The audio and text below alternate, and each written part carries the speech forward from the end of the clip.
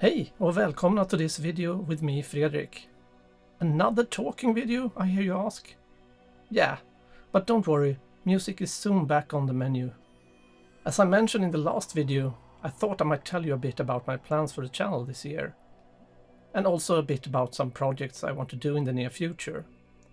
If the response to these kind of videos is positive, I will probably make it a recurring thing. Although it is a bit weird talking to the camera. But let me know in the comments what you think about it. Regarding music, I'm working on a bunch of cover songs. Surprisingly, they will be mostly instrumental electronic songs. Some will be very well known and others might be a bit more obscure. The first one is almost finished, so I hope I will get it out to you in the following week or two. I will of course also be making more of my own music. I have some ideas, so hopefully it won't be taking 2 years until the next release. To challenge myself a bit, I plan to use the Synthstrom Deluge as the main sequencer. I have sadly not used it as much as I wanted since I got it. I usually do everything in Cubase, but now there is a new community firmware for the Deluge that has a lot of interesting features.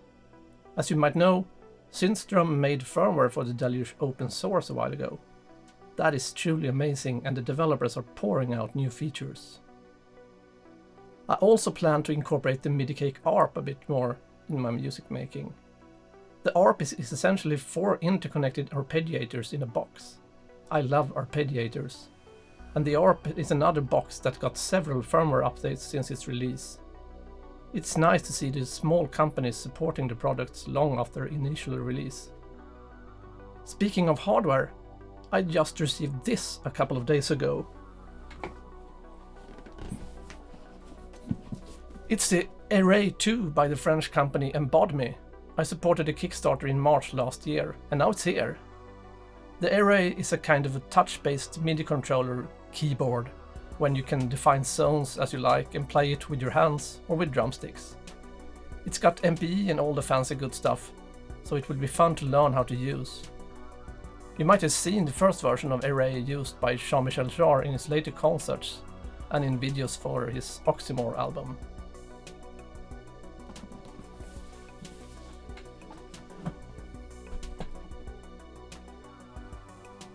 More hardware! I got inspired by Claudio from Dr. Mix and Sam from Look Mom No Computer, so I got this. A Commodore 64. I've checked that it starts up and displays a picture, but several keys does not respond and it clearly needs some cleaning up. I have watched several restoration videos from John Beta, the 8-bit guy and Retro Recipes, so I have a somewhat good idea on how to proceed with the restoration. Then of course I plan to use it as a synthesizer. The SID chip that makes the sounds is somewhat legendary, so that will be fun to dig into.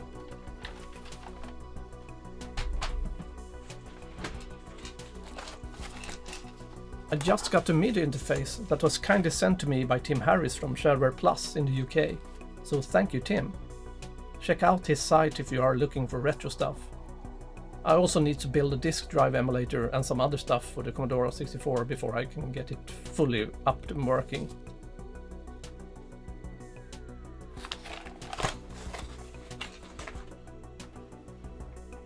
I did own a Commodore 64 in the mid to late 80s, so I just might fire up some classic retro games in between the music making.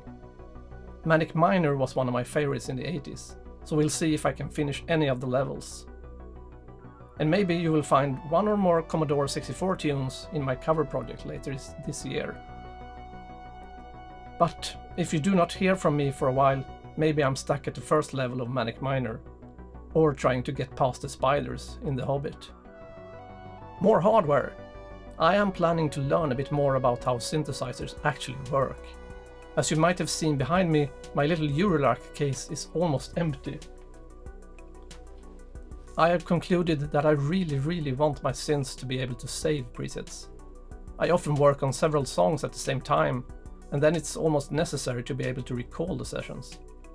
That is why I sadly do not use the Neutron or the Minibrute that often, since they cannot save patches. But to broaden the horizon and maybe kill 2 birds with 1 stone, I have got the educational DIY modules from Erika Synths, which they made in collaboration with Moritz Klein. They have been gathering dust for quite some time now, but now it's time to get them built. As you see, there are just lots of components here and you need to solder them and learn how things actually work. I think there's 8 or 10 of those in the set. So hopefully I can learn a thing or two on how synthesizers actually work at a technical level, and the rack root will not be as sad as empty as it is now.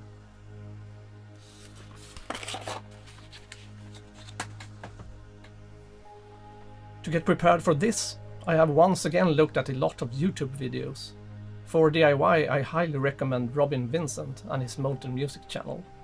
His videos are very educational and fun to watch.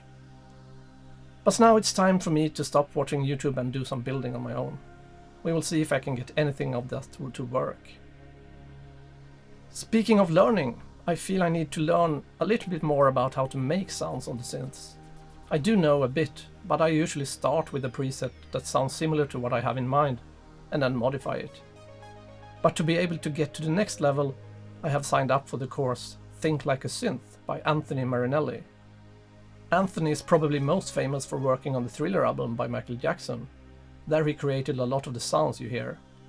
You might have seen Anthony's channel here on YouTube. If you haven't, you should really check it out. Anthony is based in LA, and as we saw in his last update, it seems like he and his vast collection of synthesizers are safe from the extreme fires at the moment. But he seems to have moved everything to a different location. Let us all keep our fingers crossed and hope that he and all of you that are based in LA are safe from the fires. And I have another hardware addition. I just got this little project that maybe is not that music related.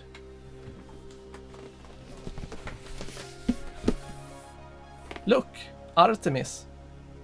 They've made a tribute to my album. Or maybe it was the other way around. Who knows? Who knows? Anyhow, I just found out that LEGO has made an Artemis set, so obviously I had to get it. I was a big fan of LEGO when growing up in the late 70s to early 80s, and in recent years, thanks to the TV show LEGO Masters I guess, I have revived that hobby a bit. I have built the Millennium Falcon and there are R2-D2 sets from LEGO. And now it's time for an Artemis build. And I have to find out some place where I can fit that one inside my little studio.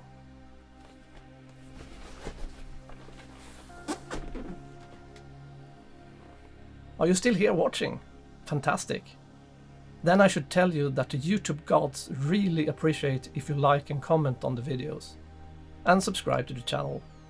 It really helps a lot in getting new people to find me and my little corner of the internet. So if you have any comments on this video or ideas for other things I should talk about, let us know in the comments below. I will read them all. I think that is all for this update. You will find links to hopefully everything I've talked about in the description below. Thank you all for watching and for all your support, and see you soon.